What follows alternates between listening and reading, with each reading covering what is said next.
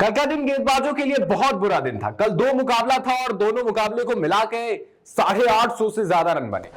पहले लखनऊ ने बनाए 238 रन, केकेआर ने 234 रन बनाए। 4 रन से केकेआर मुकाबला हार गई और केकेआर वो मुकाबला अपनी गलती से हारी। मस्ती मस्ती में अपनी हस्ती गंवा देने वाली बात थी कोलकाता के लिए, क्योंकि बहुत आगे थी कोलकाता, लेकिन मजाक मजाक में कोलकाता हार गई। और इसलिए गंभीर की तारीफ होती है। अगर डगआउट में गंभीर होते ना तो किसी केकेआर के बल्लेबाज की हिम्मत नहीं होती उस तरीके की शॉट खेलने की, उस तरीके की स्थिति से मुकाबला हारने की। वहीं दूसरा मुकाबला वो तो कमाल का मुकाबला था सीएसके और पंजाब के बीच। वहां पर भी पंजाब ने 219 रन बनाए और जवाब में सीएसके की टीम ने भी 200 का आंकड़ा पार किया। 201 तक पहुंची। 18 रनों से सीएसके उस मुकाबले को हार गई। लेकिन कल का जो आखिरी मुकाबला था उसकी जो सबसे बड़ी बात थी वो प्रियांश आर्या की पारी थी। पंजाब का प्रिय प्रियांश ने क्या कमाल की पारी खेली।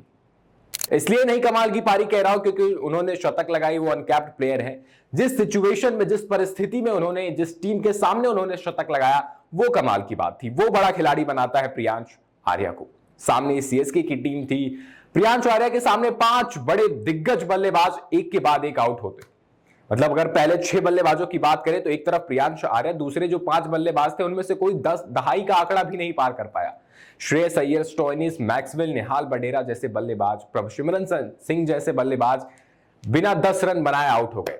लेकिन दूसरे छोर पर प्रियांश आर्या को कोई फर्क ही नहीं पड़ा। ऐसे मानो कि उन्होंने आंख बंद कर ली हो कि सामने वाले छोर पे क्या हो रहा है। वो एक के बाद एक शॉट लगाते गए और 12-13 ओवर पहुंचते पहुंचते उन्होंने अपनी सेंचुरी कंप्लीट कर ली।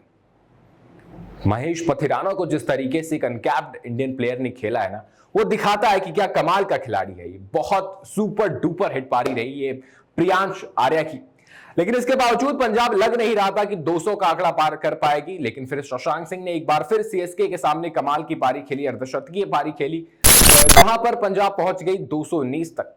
और सीएसके लगातार ये 11वीं बार था जब 180 से ज्यादा का target Chennai super Kings team नहीं चेस कर पाई। कल एमएस धोनी पर उम्मीदें थी। 12 गेंदों में 27 रन की पारी भी खेली एमएस धोनी, लेकिन फिर भी चेन्नई नहीं जीत पाई। उसकी वजह यही है कि मिडिल ऑर्डर में जहां बाकी टीमों के बल्लेबाज आकर तेजी से खेलते हैं, रन रेट को कम करते हैं, चेन्नई के बल्लेबाज वहां पर आके आराम से खेलते हैं और बाकी सब कुछ एमएस धोनी के लिए छोड़ देते हैं कि आप आइए 300-400 के स्ट्राइक रेट से खेलिए, तब जीतेंगे, नहीं तो नहीं जीतेंगे। चेन्नई की हालत इस सीजन बद से बदतर होती जा रही है। पहला मुकाबला मुंबई के सामने जीता था, उसके बाद 4 मुकाबले हारे। आरसीबी के सामने 50 रन से हार गए। पिछले मुकाबले में 18 रन से हार गए। 6 रन से राजस्थान के सामने हार गए। दिल्ली के सामने 25 रन से हार गए। अब तक 5 मुकाबले हुए हैं, 5 में पहले बल्लेबाजी की है। चेज करने की जब बारी आती है तो चेन्नई के बल्लेबाज सुपर फ्लॉप होते नजर आ रहे हैं। तो आपको क्या लगता है कि चेन्नई के हार की असली वजह क्या है? क्या उनके ओपनर्स रन नहीं बना रहे हैं, ये वजह है? मिडिल ऑर्डर पूरी तरीके से फेल हो गया है। शिवम दुबे ने कल जरूर अच्छी पारी खेली, लेकिन उसके अलावा कोई भी बल्लेबाज जिस तरीके का अप्रोच, जिस तरीके का इंटेंट होना चाहिए आज के समय में, उस तरीके का अप्रोच नहीं है। क्या उनके पास वो फास्ट बॉलिंग नहीं है जिसके लिए सीएसके जानी जाती थी? क्या महेश पथिराना का फॉर्म में ना होना सीएसके को चुभ रहा है? आपको क्या लगता है सीएसके की हार की वजह कौन है? क्या वजह है कि सीएसके मुकाबले नहीं जीत पा रही है? सीएसके 180 से ज्यादा का टारगेट नहीं चेस कर पा रही है।